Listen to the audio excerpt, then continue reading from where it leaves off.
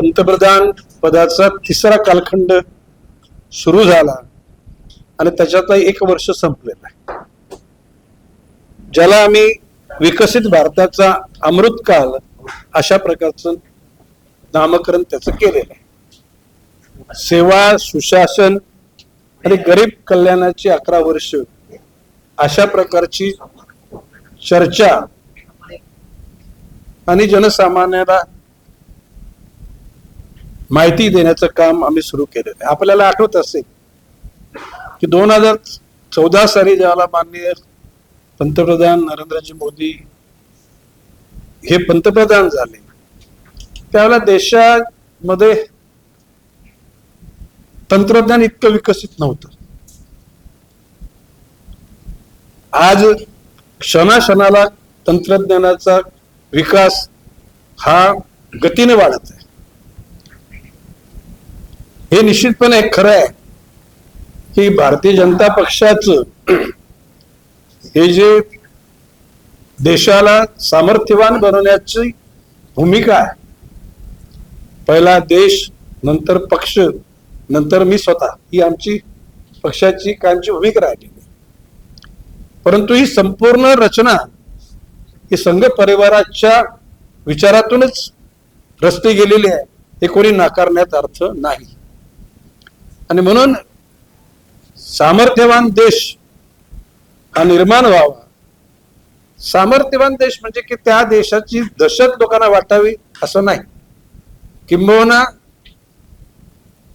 To be develop country म्हणजे विकसनशील देश आणि टोटली डेव्हलप कंट्री म्हणजे विकास झालेला देश, अशा स्थितीमध्ये भारत साधारण 25 वर्षापूर्वी टू बी डेव्हलप कंट्रीमध्ये त्याचा समावेश व्हायचा. आणि आपल्याला सुद्धा काही लोक टपल्या मारण्याचं काम करत होतं. टपल्या म्हणजे समजत मी काय बोलत होतो. पण आज माननीय नरेंद्र मोदीजींच्या नेतृत्वाखाली 5 वर्षामध्ये एकूण रचनात्मक त्या ठिकाणी गुंफण झाली, ज्यामध्ये प्रत्येक नागरिक निर्भय झाला पाहिजे. कोणाच्या मनात काय असो, पण मोदीजींच्या मनामध्ये विश्वची माझे घर ही जी संत ज्ञानेश्वराची उक्ती आहे, त्या उक्तीप्रमाणे सगळ्यांना जीवन जगण्याचा अधिकार आहे. त्यामध्ये धर्म, जात, पंथ, वर्ण, वर्गाच्या पलीकडे जाऊन, किंबहुना मी तर म्हणतो पक्षाच्या पलीकडे जाऊन प्रत्येकाला आपलं जीवन जगता आलं पाहिजे. आणि माननीय नरेंद्रजी मोदी त्यांच्या नजरेसमोर तीच गोष्ट ठेवत आहेत. अशा परिस्थितीमध्ये जोपर्यंत नागरिक निर्भय होत नाही, आपलं स्वतःचं मत व्यक्त करू शकत नाही, तोपर्यंत त्याच्या जीवनाला काही अर्थ नाही. जीवन, मी नेहमी म्हणतो की बालपण, तारुण्य, प्रौढत्व, ज्येष्ठत्व आणि जीवनाचा निरोप प्रत्येकाला घ्यावा लागतो, तो राजा असो किंवा रंक असो. परंतु हे जीवन असंच ओसाड एखाद्या शेतासारखं जाता कामा नये.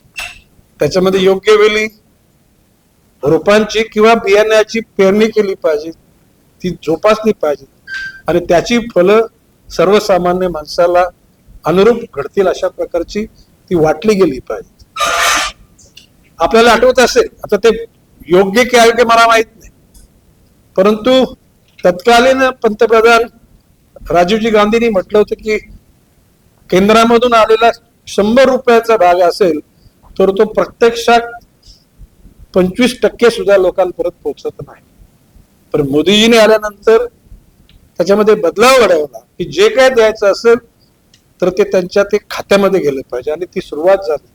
आणि आज गोरगरिबांच्या नावाने निघालेली कुठलीही मदत कुठे रस्त्यात गिलंकृत केलेली जात नाही. आपण साधारणपणे सुरुवातीच्या टप्प्यामध्ये म्हणजे आपण असं म्हणूया की एखादा माणूस थकला, भागलाय, निराशाच्या गर्तेत गेलाय, तर त्याला आपण असं त्याला म्हटलं तर stand up India, walking India, running India, flying India. आज फ्लाइंग पेक्षा कितीतरी गतीनं देशाची प्रगती झालेली आहे. माननीय पंतप्रधान मोदीजींनी सर्वांना राहण्याकरता छप्पर पाहिजे. पंतप्रधान आवास योजना ही ग्रामीण भागामध्ये, शहरी भागामध्ये वाड्या वस्त्यांमध्ये राहणाऱ्या लोकांना सुद्धा आपलं स्वतःचं हक्काचं घर पाहिजे. त्याकरता केंद्र सरकारचं मदत, राज्य सरकारची मदत, स्थानिक स्वराज्य संस्थेची मदत, अशा प्रकारे आज मोठ्या प्रमाणामध्ये भारतामध्ये करोडोच्या घरामध्ये घरं मिळायला लागलेत आणि मिळत आहेत. प्रत्येक माणसाला शुद्ध पाणी मिळावं, जलजीवन मिशन ही कल्पना राबवली गेली. त्याला पूर्णत्व आलं असं माझं म्हणणं नाही. किंबहुना मागच्या 1-2 दरबारावेळेला काही घटकांनी माझ्या निदर्शनास आणलं की काही जलजीवन मिशनची कामं ही चुकीच्या पद्धतीने राबवली गेली आणि त्यामुळे लोकांची फसगत झालेली. त्यावेळेला मी आपल्याला आवाहन केलं होतं की अशा प्रकारचे स्त्रोत नसलेल्या ठिकाणी जर का कोणी योजना करण्याचं ठरवलं असेल, काही ठिकाणी पाईपलाईन आहे, काही ठिकाणी पंप आहे, काही ठिकाणी गावात टाकी बांधलेली, अशा अपुऱ्या असलेल्या गोष्टी मी तुम्हाला नम्र आवाहन करेन की तुम्ही अशा गोष्टी फोटोसहित जर माझ्याकडे पाठवल्या, मी तर स्पष्ट म्हटलेलं की त्या सर्व गोष्टीची चौकशी करा आणि जे घटक म्हणजे ठेकेदार त्याला जबाबदार असेल त्याला सुद्धा त्याची सजा मिळाली पाहिजे. त्या विभागाचे अधिकारी जबाबदार असतील त्याला त्याची सजा मिळाली पाहिजे. आणि म्हणून मी पुन्हा आज सांगतो की योग्य वेळी हार्ड कॉपी किंवा सॉफ्ट कॉपीच्या माध्यमातून ऑनलाईन सुद्धा माझ्याकडे पाठवलं तर मी आपल्या सर्वांचा आभारी आहे. पंतप्रधान नरेंद्र मोदीजींनी सर्वसामान्याला शिक्षण मिळालं पाहिजे, सर्वसामान्याला रोजगार मिळाला पाहिजे, बँकांचं कर्ज सुलभ करण्याचं काम नरेंद्र मोदीजींनी केलं. पूर्वी महिलांना कन्सिडरच केलं म्हणजे अजिबातच नव्हतं असं नाही. त्यात आपल्या महाराष्ट्रामध्ये महिलांचा सन्मान योग्य पद्धतीने करण्याची भूमिका तत्कालीन राज्यकर्त्यांनी घेतली होती, या नाकाराचा अर्थ नाही. परंतु अन्य राज्यांमध्ये की महिला हे मजुरासारखे राबण्याचं घरचं एक व्यक्ती अशा प्रकारची स्त्रीकडे बघण्याची दृष्टिकोन होता, तो मोदी साहेबांनी अमूलाग्र त्याच्यात बदल घडवला. महिलांकरता केंद्र सरकार आणि राज्य सरकारला सुद्धा निर्देश केले की महिलांना संरक्षित करण्याकरता महिलांच्या आरोग्याची काळजी घ्या, महिलांचं मन स्थिरावलं पाहिजे, त्यांच्यात आत्मविश्वास वाढला पाहिजे, महिलांचा सहभाग अर्थकारणामध्ये आणि राजकारणामध्ये सुद्धा असायला पाहिजे. मोदीजींनी आता म्हटलेल्या 2029च्या कालखंडात भारतामध्ये अधिक लोकसभेचे मतदारसंघ वाढणार आहेत आणि जिथे 2 आहेत तिथे 3रा मतदारसंघ हा महिलांचा असणार आहे. आता लवकर त्या अनुषंगानं वाटचाल सुरू होईल. आपल्याला मला सांगायचा आनंद वाटतो की मोदीजींनी फक्त भाषण केलं नाही आणि नुसतं वक्तव्य केलं नाही. मोदीजींनी स्पष्टपणे त्या अनुषंगानं आपल्या मंत्रिमंडळातल्या सर्व सहकाऱ्यांना विविध राज्यामध्ये, जिल्ह्यांमध्ये, तालुक्यात, गावागावात जाऊन त्या घटकांशी समरस होण्याची भूमिका सांगितली आणि त्याचा जो एकूण ऍस्ट्रॅक्ट आला त्या अनुषंगानं त्यांच्या जीवनामध्ये बदल घडण्याकरता योजना राबवल्या गेल्या. आज जर बघितलं गेलं तर भारतीय यंत्रणा, म्हणजे मी असं म्हणणार नाही की मोदीजी येण्याच्या अगोदर भारताची संरक्षण यंत्रणा कुचकामी होती असं आमचं म्हणणं नाही, परंतु मोदीजी आल्यानंतर त्यामध्ये आत्मविश्वास त्या ठिकाणी जास्त निर्माण झाला, हे आपण सुद्धा कबूल कराल. पाकिस्तानची कायमची धमकी आपल्याला मिळायची, अणुबॉम्ब वापर करू आणि वारंवार भारतीय अतिशय सहिष्णू असलेल्या जनतेच्या जीवनाशी खेळण्याचा काम पाकिस्तानच्या अतिरेक्यांनी केलं आणि त्यांना त्यांच्या असलेल्या यंत्रणांची फूस असायची आणि त्या देशाबाहेरच्या काही त्यांच्या मित्र पक्षाची त्यांना पाठराखण असायची. या वेळेला 2-1 महिन्यापूर्वी काश्मीरमध्ये आपल्या बांधवांबरोबर जी घटना घडली आणि बेगुनाह आनंद व्यक्त करण्याकरता गेलेल्या आपल्या कुटुंबासमोर त्यांना म्हणजे स्त्रियांना बाजूला ठेवलं, मुलांना बाजूला ठेवलं आणि पुरुषांना त्या ठिकाणी व्हिक्टिम केलं, म्हणजे त्याला बलीचे त्या ठिकाणी निशाण केलं. त्या कालखंडामध्ये आपल्या महाराष्ट्रातले ठाणे आणि रायगड जिल्ह्यामधले 3-4 लोकांना त्या गोष्टीचा बली व्हावं लागलं. मी पनवेलमध्ये जाऊन त्या कुटुंबाला भेटलो, डोंबिवलीमध्ये 3 कुटुंबांना भेटलो.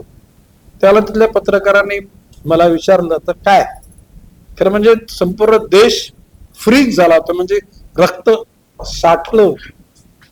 परंतु त्या कालखंडात सुद्धा मी म्हटलं की देशाचं नेतृत्व याचा बदला घेतल्याशिवाय राहणार नाही. जर का जुनी क्लिप जर तुम्ही जर शोधलीत तर मी बोललो होतो त्याची तुम्हाला प्रचिती. बस त्याच्यानंतर 1.5-2 महिन्यामध्ये ज्या पद्धतीनं एअर स्ट्राईक केला गेला, आता कोणी काय म्हणो की काय लहान मुलांच्या काय व्हिडिओ गेमचा कोणाला काय म्हणायचं त्याचे कर्म. परंतु मी एक सांगतो की लक्षात आलं का, ज्या पद्धतीनं पाकिस्तानला धडा शिकवला, चायनाचे ड्रोन म्हणजे ते चायनाचे मच्छर मारण्याचं जे येतं की काय म्हणतात त्याला, रॅकेट ते एकदा पडलं तर ते कामातून जातं. हे तुम्हाला कल्पना आहे का नाही? एकदा पडलं ना तर ते बिघडतं. तशाच प्रकारचे ते ड्रोन होते आणि जे पाकिस्तानला कौतुकाने त्यांनी दिले होते त्याची बेचिराख होताना आपण सगळ्यांनी बघितलेलं आहे. आता पाकिस्तानला नुसता धडा नाहीये, जगातील काही जे घटक आपल्या देशाविषयी आकस बाळगून आहेत त्यांना सुद्धा तो एक प्रकारचा धडा मिळाला आणि आपल्याशी थोड्या प्रमाणात सहमत असलेल्या लोकांना सुद्धा त्याचं आश्चर्य वाटलं की भारत इतका बलवान आहे.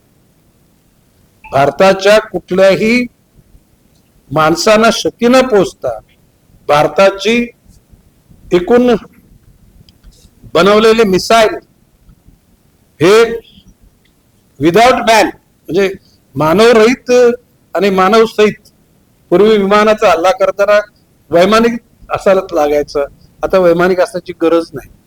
आणि अशा प्रकारचं जे चित्र बघितल्यानंतर आता मी कुठल्या देशाचं नाव घेत नाही, कारण प्रश्न असा आहे, it's a matter of diplomacy. आपल्या देशाचे राज्यकर्ते त्या परीनं कुठल्याशी मित्रत्व करावं, कोणाशी वैरत्व करावं ते ठरवतील. परंतु बऱ्याच लोकांना त्या गोष्टीचा झटका बसला आणि काही लोकांना आनंद वाटला. तो आनंद अशासाठी की भारत सामर्थ्यवान झाला तर आम्हा लोकांना निश्चितपणे अडीअडचणीच्या वेळेला भारताची मदत मिळेल. असे विकसनशील जे दुबळे देश आहेत त्या देशांना त्या गोष्टीची निश्चितपणे प्रचिती मिळाली आणि भविष्यकाळात भारत सामर्थ्यवान होईल अशी त्यांना खात्री पडली. मृत्युमुखी पडलेले आपले नागरिक त्यांच्याविषयी दुःख आपल्या मनातून कधीच जाणार नाही.